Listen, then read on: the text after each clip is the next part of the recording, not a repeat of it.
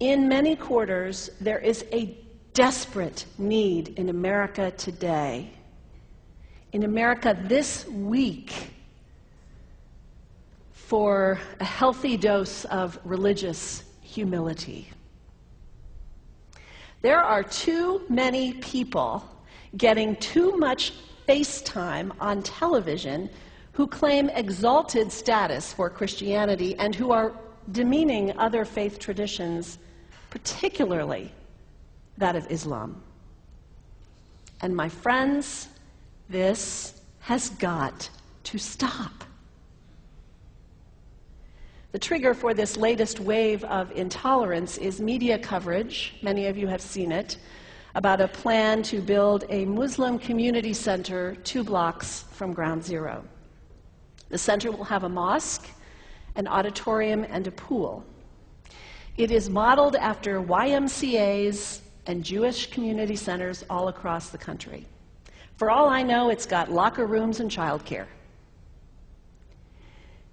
Now, to be very clear here, reasonable, faithful, caring people can disagree about how they feel about this facility being built so close to Ground Zero.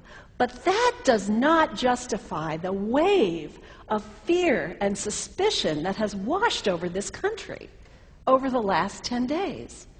The media are now calling this a wave of Islamophobia that is sweeping across America. I saw a story this week on CNN about a minister in Gainesville, Florida, who has declared September 11th of this year Burn the Quran Day. Thank you for your reaction. That was mine. This guy is a minister at a non-denominational church called the Dove World Outreach Center. He said all kinds of disparaging, insulting, inaccurate things about Islam that I'm not going to repeat from this pulpit. His message is about hate and fear, and I can assure you there is nothing in the Gospels, there is nothing in the teaching of Jesus Christ that says anything about burning the holy texts of other traditions. It is not there.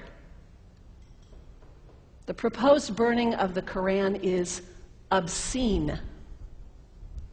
It is not the work of peace. It is not the work of understanding. It is not the work of building bridges. It is insanity. Now, the good news is there are a lot of groups, a lot of churches, even the National Association of Evangelicals, who are condemning this action and urging the church to cancel their event. A conversation about God demands grace and openness, a willingness to learn, to have our own ideas challenged, our convictions questioned. These are the hallmarks of humility. When I was in seminary, I read from someone whose name is lost to me now, when you speak of God, your voice should shake a little. You know, Jesus had no time for religious know-it-alls.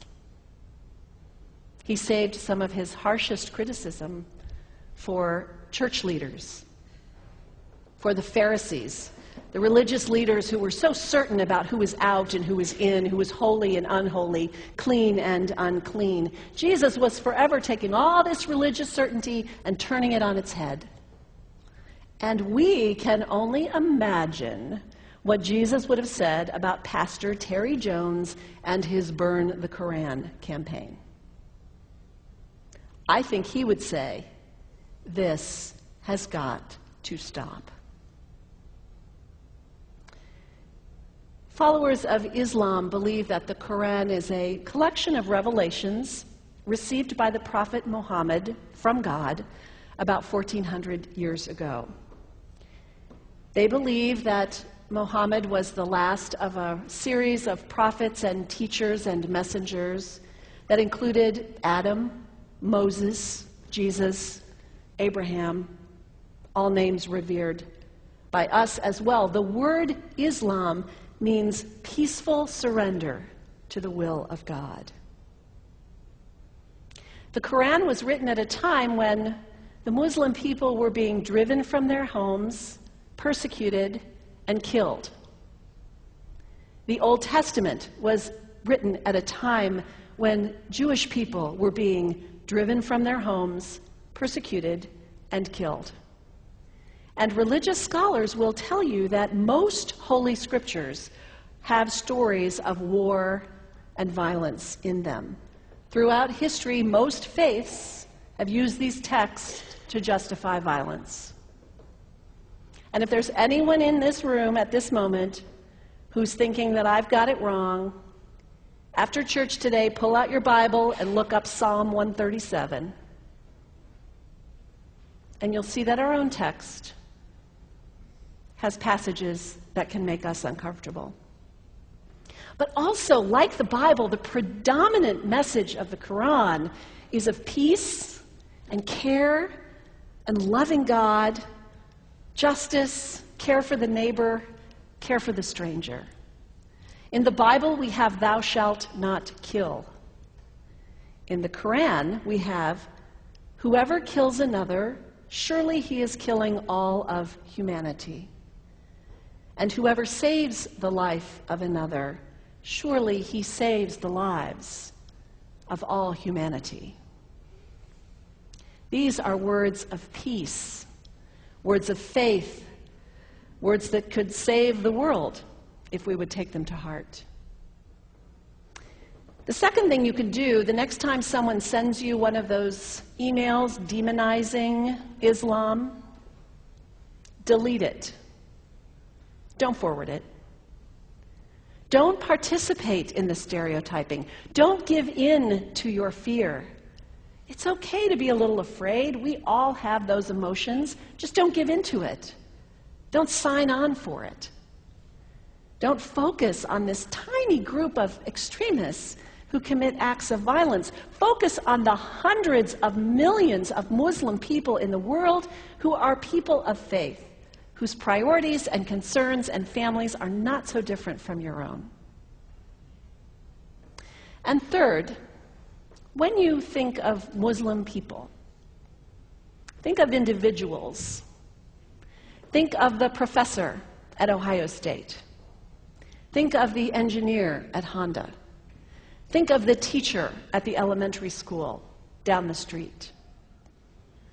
When you think of Muslim people, remember those who died on 9/11, not the hijackers. There was only a handful of them. Remember Mohammed Sunhami Hamandi. He was born in Pakistan. He came to the United States as a small child with his parents. He played high school football. He went to college. He became a part-time ambulance driver.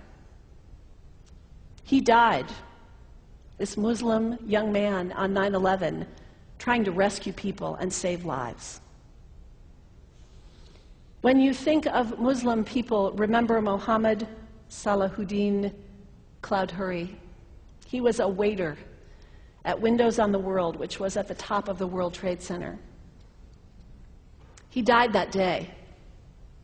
His wife had their baby 2 days later. When you think of Muslim people, remember Rama Salih. She was a woman, 28 years old. Her neighbors described her as fun and outgoing and generous. And she died on American Airlines Flight 11, 7 months pregnant with her first child. Remember the founder of the Islamic Circle of North America, who worked in the World Trade Center and also died on September 11th. That same group now is giving away tens of thousands of copies of the Quran in response to the campaign about burning the Quran.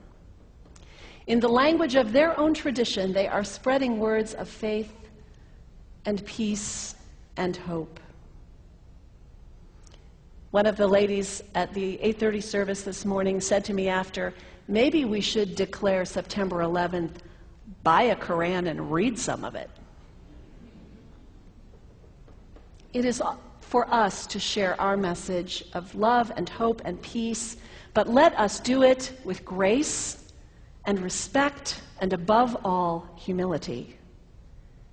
God grant us, as individuals, as a nation, as Christians, the humility for this work.